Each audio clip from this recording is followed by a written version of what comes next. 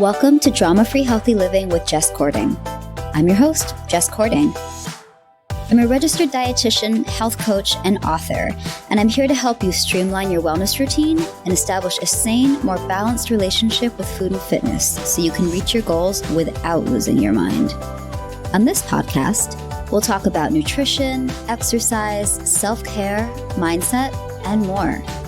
I'll be bringing you interviews and expert insight on the topics that matter to your health and wellness. Welcome back to the Drama-Free Healthy Living podcast. I'm your host, Jess Cording. I am super excited to bring you guys today's episode. You know I love talking about brain health. I could nerd out about this all day, every day. I do. So I am thrilled to be talking with Jim Kwik. So for those of you who are not already familiar with Jim, so he is an internationally acclaimed authority in the realm of brain optimization, memory improvement, and accelerated learning. He brings over 30 years of experience to his work, and he's dedicated his life to helping people tap into their brain's full potential. So we talked about in the podcast episode today, his experience overcoming learning challenges related to a childhood brain injury and just his journey to improving his own brain function and helping others do the same. So he is, he's the author of quite a few books. He has a podcast. His latest book is the Limitless Expanded Edition. And through his teachings, he inspires others to unlock their inner genius, empowering them to live a life of great power, productivity, and purpose. You will be able to find him all over the place in the media, whether that is Forbes, HuffPost, Fast Company, Good Morning America, Entertainment Tonight, CNBC, etc. His podcast boasts millions of listeners, and it's really a testament to his ability to connect and inspire others. He also offers online learning courses at quicklearning.com. He also is a philanthropist, funding projects ranging from Alzheimer's research to the creation of schools worldwide. We do talk about what inspired him to give back and support research and resources in those areas. So so you can find him on all the places. I will link in the show notes. It's all the social media. And if you listen at the end of this episode or check out in the show notes, Jim is also offering a gift to our listeners. So don't miss out. All right. Well, I will see you inside the episode. So Jim, welcome to the podcast. So good to be here. Thanks for having me. And I love asking people's origin stories, their background, why they do what they do. And I would love to hear what initially got you interested in the brain. So my inspiration was my desperation. When I was 5 years old in kindergarten, I had a unfortunate accident, a traumatic brain injury. And from there, I would have these challenges. I would have these migraines every day as a child. I had balance issues. I had processing issues. So teachers, my parents, they would repeat themselves over and over again, and I just didn't understand. It took me an extra 3 years to learn how to read. I'd be teased a lot because I was always slowing down the class because I didn't get the lessons. And I remember when I was 9 years old, I was being teased a little bit more than usual, and a teacher came to my defense. She pointed to me over the whole class and said, "Leave that kid alone. That's the boy with the broken brain." And so my challenge growing up was I was put in special education. My mom became a special education teacher to help me with my learning difficulties. And something I struggle with every single day: focus, memory, understanding, learning, reading. And eventually, when I was 18, I learned some strategies to be able to fix my brain, and also to from going from the boy with the broken brain, I was able to fix my brain. So mission is to build better, brighter brains for individuals. And also because I was such a slow learner, I feel like one of the most important skills for your listeners, your readers, is to really catch up, keep up, get ahead, is to learn faster. So those are the two things I focus on: teaching people how to optimize their brain and giving them strategies to navigate this very chaotic information overload world full of distractions, this world that we live in. That is such a great way to phrase it, the information overload. Yeah. So both, it is overwhelming. Now you talk quite a bit about genius, that genius is not innate, but cultivated. And I would love if you could share with our listeners what that means or what you'd like them to know about that. Well, the concept of genius, it has evolved, over the years. And depending on the cultural or the intellectual context, it's generally referred to as extraordinary intellect or creative power. It could manifest in different forms, exceptional creativity, profound insight, some kind of original thinking. Historically, genius has been associated with great thinkers. You think about Marie Curie or an Albert Einstein, Leonardo da Vinci. Modern psychology looked at it more like an IQ score, but I feel like it's a very narrow perspective. And so the way I look at genius is not so much about innate talent or intelligence. It involves a great deal of persistence, passion, hard work, dedication, commitment. Many geniuses in history were known for their intense dedication and focus, their relentless pursuit of innovation or of mastery or knowledge in their field. We used to think that IQ was something that was set, that you take an IQ test when you're 8 and that's your same potential when you're 88. And I think that's been pretty much debunked. I could show any of your listeners how to do better at an IQ test. It's not fixed like your shoe size. So basically, modern understanding of genius is it's more nuanced. It's more acknowledging a blend of talent, hard work, creativity, and other cognitive and emotional qualities. Amazing. And, so if somebody is wanting to really develop that genius, what's a good place to start? So working underneath the idea that genius is not fixed and that it can grow. There are a number of elements to enhance genius, dedicating yourself to lifelong learning, where you have this mindset of curiosity, of growth. Genius is not a static state. So it's very dynamic through learning and adaptation. Knowing what we know about the brain, neuroplasticity is that your brain, you can make new connections. You could grow older, but you could get wiser for sure. It's also improving your memory. Socrates said learning is remembering. And so we teach techniques that involve visualization, association, creating memory palaces and stories. We realize that a memory, there's no such thing as a good or bad memory. There's more a trained memory and an untrained memory. Something that would propel you to greater levels of genius is just is being a better reader. If people have seen photos with me with Elon or Oprah or whoever, people ask how we connected or bonded. We bonded over books, right? You read to succeed. If somebody has decades of experience and they put it into a book and you could read that book in a few days, you could download decades into days and you could become an expert in a very short period of time. I think also genius is optimizing your brain health. I think brain health is foundational for mental health. So since this is where genius is coming from, right? This 3-pound matter between our ears, prioritizing physical exercise, balanced diet, the things that you teach, adequate sleep, stress management, all of those could help you become more capable to do extraordinary cognitive feats. A couple more, mindfulness, some kind of mindfulness practice will improve your concentration, your mental fortitude, your clarity, your ability to focus deeply on a task is crucial for creativity, for problem solving, for analytical thinking. And so, and so we've dedicated our life teaching people these skills because unfortunately, everything I mentioned, none of it's taught in school. Right. There's no class called brain health, or there's no class called accelerated learning or focus or memory. And so people are listening or they're reading and they're struggling in these areas. It's not your fault. Going to somebody and saying, hey, study or focus, that's like going to somebody saying, play the ukulele or play the didgeridoo, who's never had any training in that area. It's kind of take it for granted that school teaches you what to learn, but they're not a lot of classes on how to learn. And I think the skill to master in the 21st century is our ability to learn rapidly and translate that learning to action is the ultimate edge. It's the ultimate competitive advantage.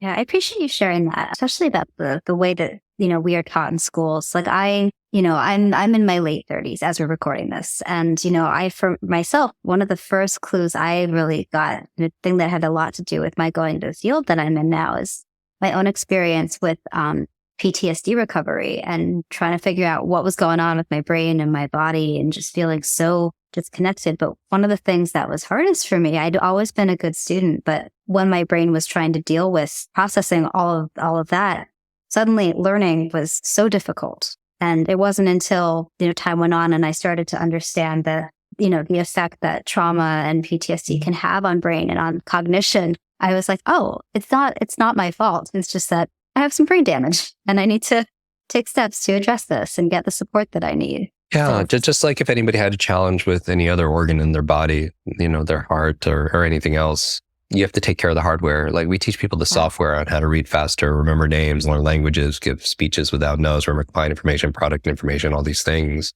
That's more the software, but you still have to take care of the hardware.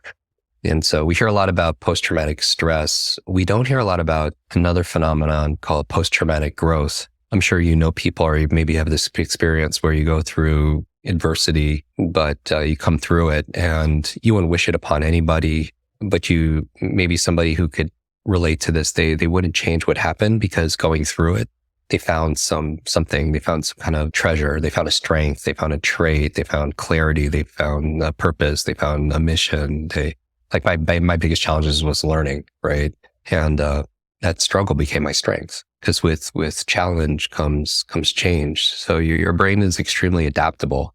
And so I think it's amazing. We've discovered more about the brain in the past 20 years than the previous 2,000 years combined.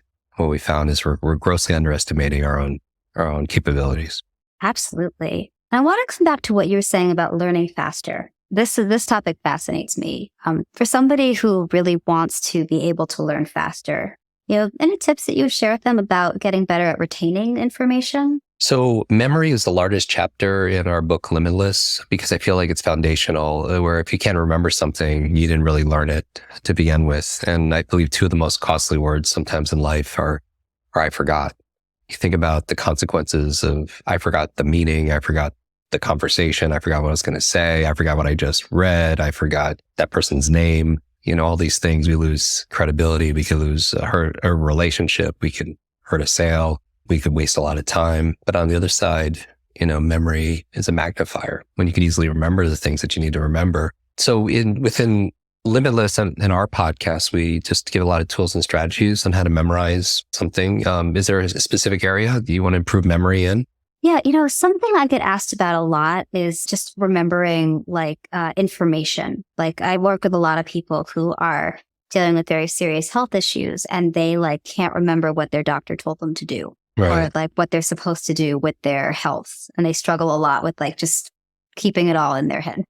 Yeah. I think the starting point is the art of memory is the art of attention. The art of memory. A lot of people, when they forget something like a fact or something important that they needed to know, is the challenge is they forget it. They were never paying attention to begin with. Right. So they blame their retention, but it's really more their attention. So having that attention, having that focus is so important. A lot of people will read something and they'll get easily distracted. So no wonder they can't remember a lot because their mind is wandering.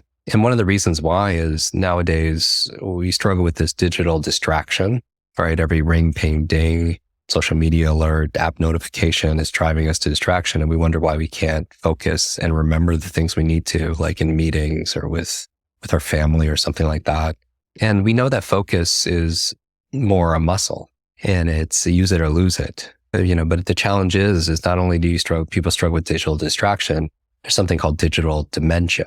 And this is a phenomenon in healthcare where we're outsourcing our memory to our devices. It's remembering stuff for us, our calendars, our to-do lists. I mean, think about growing up, how many phone numbers you used to remember compared to today, like current phone numbers. And not that I want to memorize hundreds of numbers, but it should be very concerning. We've lost the ability to remember one phone number or a PIN number or a passcode or something we just read. And so starting with focus, focus is a muscle. And so that's why mindfulness training is so very important. I don't meditate to get enlightened. I meditate because every single time when I'm quiet and my thoughts go somewhere else, but invariably it will, when I pull it back to my breath or a phrase, a mantra, it's like I'm exercising my focus and I'm building those mental muscles. And so when I the same kind of distraction is happening throughout the day, I've trained my brain to come back to the moment and what's most important. Another thing I mentioned that could improve your memory is visualization. Let's say you want to be better at remembering people's names, right? There's this idea where Proverbs says what you hear, you forget, what you see, you remember, what you do, you understand. Like you heard the name, you forgot the name. You saw the face, you remember the face. And what you do, going back to the power of practice, you get better at and you better understand it. And so your visual cortex takes up a lot of real estate in your brain. So to the extent people could visualize what they want to remember, that picture is worth 1,000 words. Like a lot of people are better at faces than they are with names. You go to someone and say, I remember your face, but I forgot your name. You never go to someone and say the opposite. You never go to someone and say, I remember your name, but I forgot your face. Right? It wouldn't make a lot of sense, but we tend to remember what we see. So try seeing what you want to remember. So in the case of someone's name, if you're meeting somebody for the first time, you're at a wedding or a networking conference and you meet someone named Mary, for a split second, if you just take a moment and imagine the person in a bridal dress, right, getting married, or she's carrying 2 lambs underneath her arms, like Mary had a little lamb. It sounds kind of silly and childish. But children are the fastest learners, right? They can learn so quickly. And when you make it playful, you can see it, and then you can make it a little emotional, like funny, humorous, then you're more likely to remember it. So these are just like kind of some quick tips to be able. So if someone's name happens to be Mark, imagine you're putting like a check mark on their forehead with a magic marker, right? And then all of a sudden, 20 minutes later, when you say goodbye to that person at that event, you're remembering, that person, I put a check mark on their forehead. What's their name? Mark. Right. It's to overcome what I call the 6-second syndrome. When you learn something new, you read it, somebody tells you, you have 6 seconds to do something with that information. Otherwise it's gone, right? You get someone's name, the handshake breaks, and then the name just disappears into the ether. And so what it forces you to do is forces you with this technique to focus. And then when you can picture it and feel it, you're more likely to retain it. I love that. I'm going to steal that. Yeah. Oh my goodness. And it's what you said about the phone numbers. Oh my, it's like a miracle that I know my husband's phone number.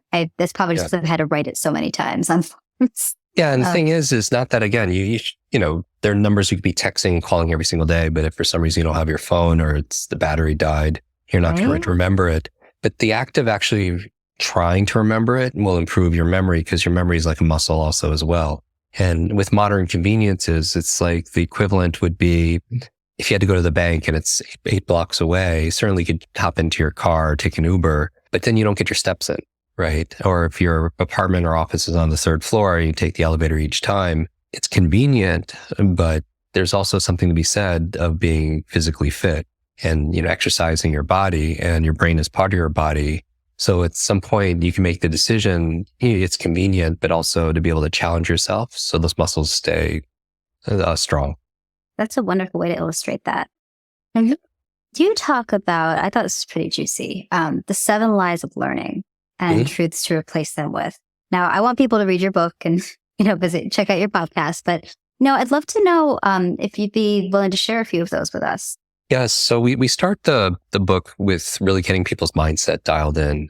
I believe your brain is this incredible supercomputer, and your self-talk it's ultimately the program it's going to run. So if you tell yourself, I have a horrible memory, or I'm too old, or I can't remember names, you won't remember the name of the next person you meet because you program your supercomputer not to, right? Our mind is always eavesdropping on our self-talk. And so all behavior is belief driven. So we start with the mindset first, because the book is full of methodology, like how to read 3 times faster, or how to learn languages, or how to give a speech without notes.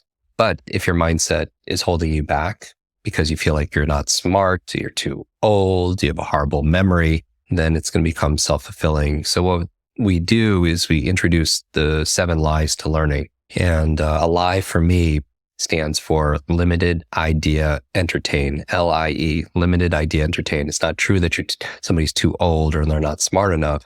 And so one of those lies or myths is that what we talked about earlier, that genius is born.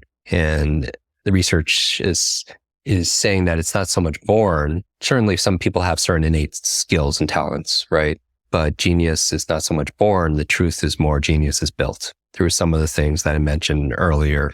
through proper training and dedication and curiosity, taking classes. Anybody can improve their focus or their memory, and so much more. And again, the reason I know this is I couldn't do any of these things. But when I'm speaking at business conferences, I'll often, have the audience challenge me. They'll pass around a microphone and introduce themselves, and I'll memorize 100 people's names, or they'll give me 100 words or random numbers, and I'll recall them forwards and backwards. But there's no way I used to be able to do this, growing up. But I've trained myself to be able to do it. So it's nice to know that, like, another lie is that intelligence is fixed. And we've talked about that also as well, that intelligence is not fixed. Your potential is near limitless, but you could improve your focus, your memory, your ability to learn, retain, think. And those are all the different chapters in the book. And then another one is knowledge is power. We say it all the time, knowledge is power.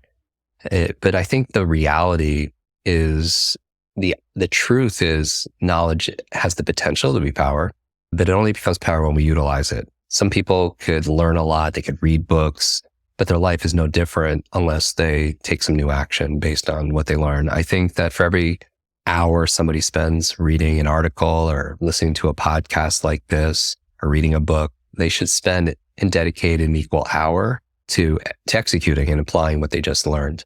Otherwise, it just stays, so many people buy books and they sit on their shelf unread. Yeah. And it becomes shelf help, not real self-help people. But another myth or a lie would be knowledge is power. And I feel like that if people believe that, it's half the equation. Knowing is half the battle, but acting is the other half of it. I hear that all the time in my work. People will tell me, I know what to do. I know what to eat. I know what not to eat. I know I'm supposed to exercise, but I don't do it. Like, people always say that. And so, where I come in, I'm like, well, I know that, it's like, let's talk about why you're not able to practice what you know, because there's a lot to unpack there. And something I find people struggle with a lot that holds them back is energy management, like poor energy management or time management. And I know that that's something that you also discuss. And just from your perspective, what are some of the best things that someone can do to better manage their energy and optimize their life and maybe be able to follow through on the things that they want to do or know they should do? Yeah, energy is a key ingredient for staying motivated when we're exhausted. I think when we're going back to knowledge is power, if people aren't applying what they know, sometimes it's because they're depleted. They know they should work out, but they're not doing it because they have no vitality or no energy. So energy is not just like focus or motivation. It's not something you have, it's something you do. So we could hypnotize ourselves with the words we use and say like, oh, I don't have creativity. I don't have motivation. I don't have a good memory. I don't have focus. You do not have these things. You do them. So the practice of taking the nouns in our life and turning them into verbs. So you don't have focus or have energy, right? A noun, you do it. There's a process for generating more focus. There's a process for generating more energy. And so in the book, we talk about 10 things that will move the needle for your mental energy. And energy really is the key to health, right? We're energetic beings. So some of those things, and people could kind of rate themselves on a scale of 0 to 10. So it becomes very relevant to them. So everyone wants to know what the magic pill is for a better memory or for genius. And I realize there's no pill, but there is a process, right? And so number one, a good brain diet.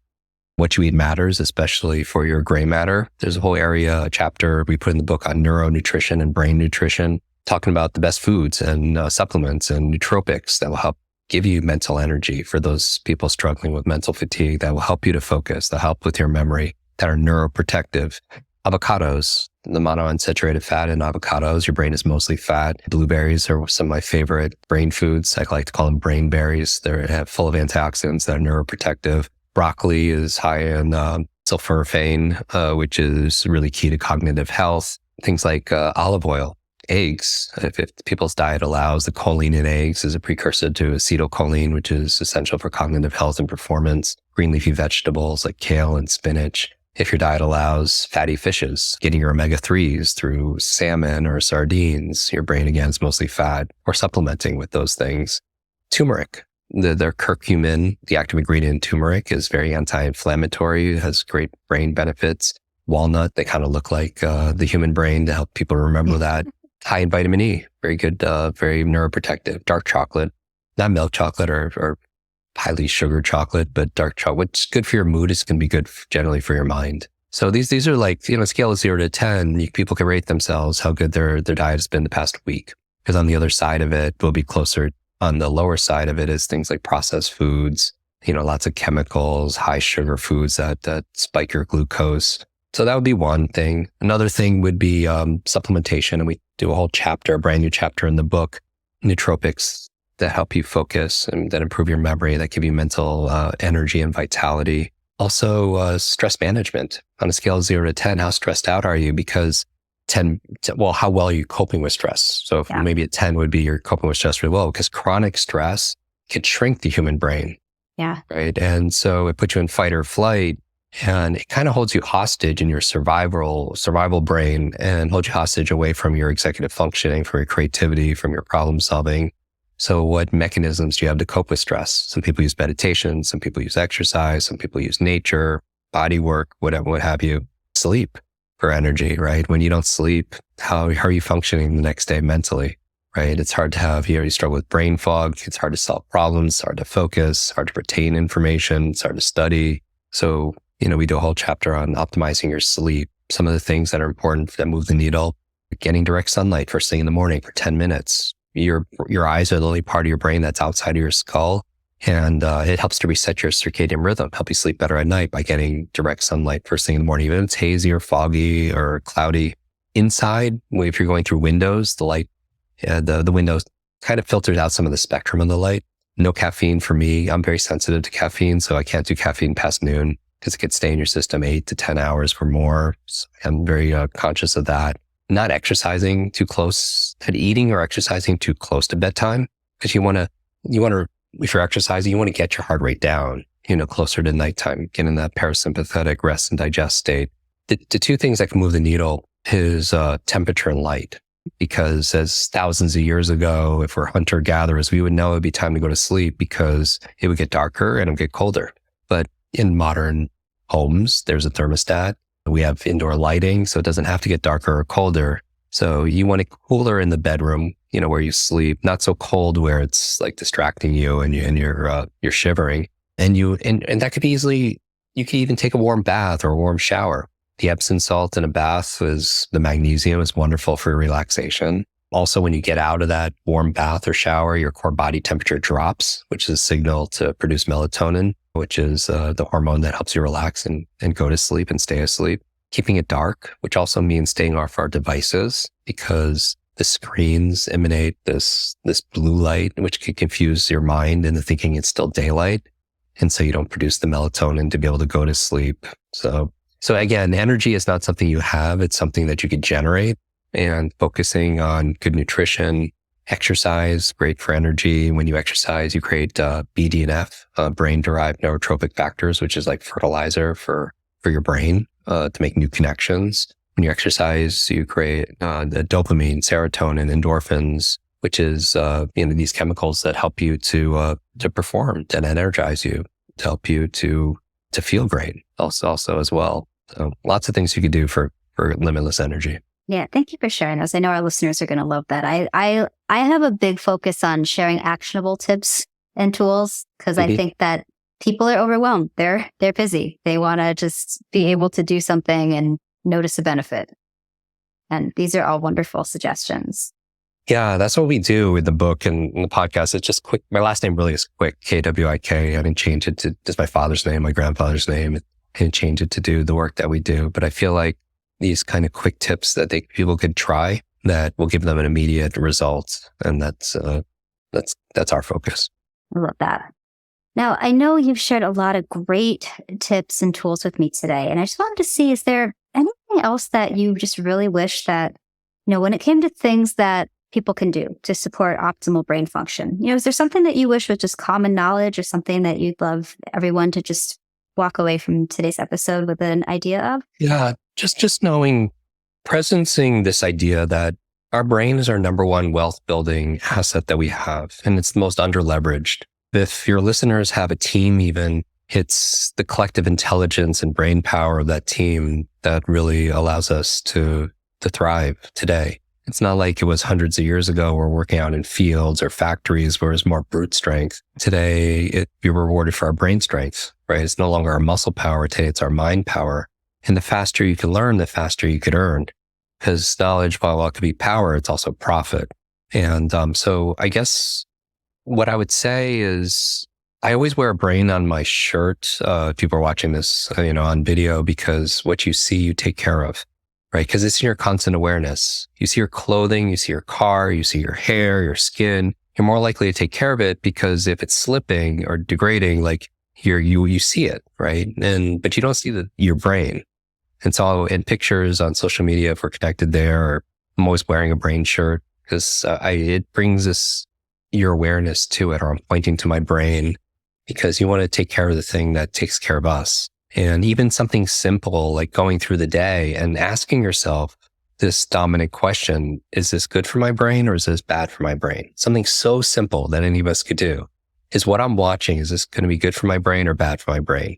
Is what I'm eating right now, is this good for my brain or bad for my brain? Is the people I'm spending time with, is this good for my brain or is this holding me back? And so this activity for doom scrolling at night, is this good for my brain or is this impacting my sleep and my levels of stress?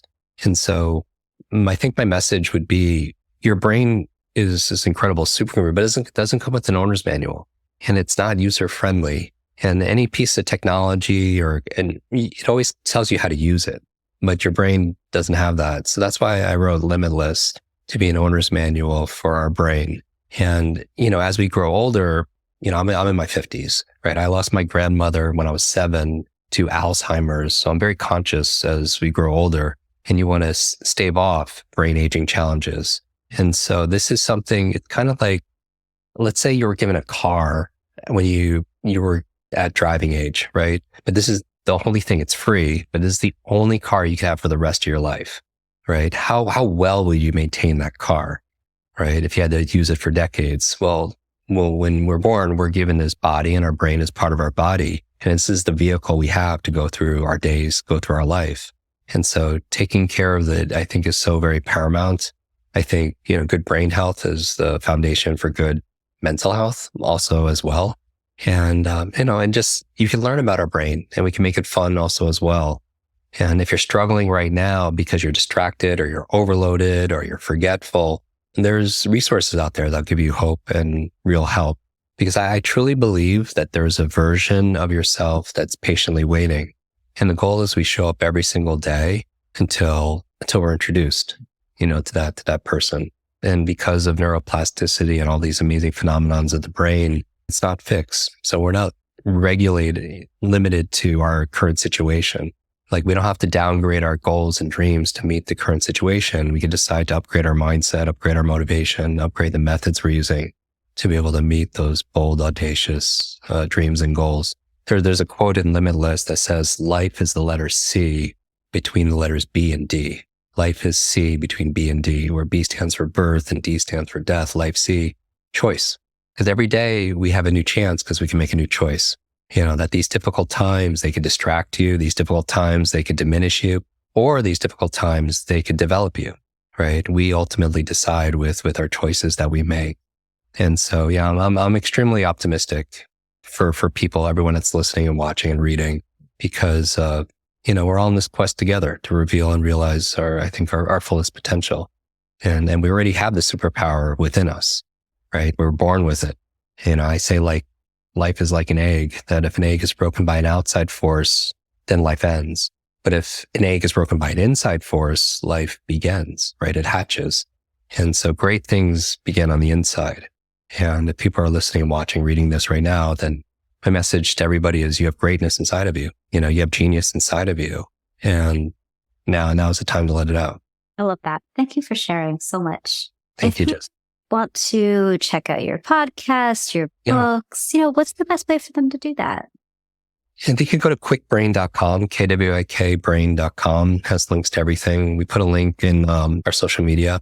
So you could take a free 1-hour masterclass on accelerated speed reading, free as for gift. There's videos there. Also, I bring people on stage, show you people how to remember names on video, which is, I think, one of the most important business etiquette networking skills there is.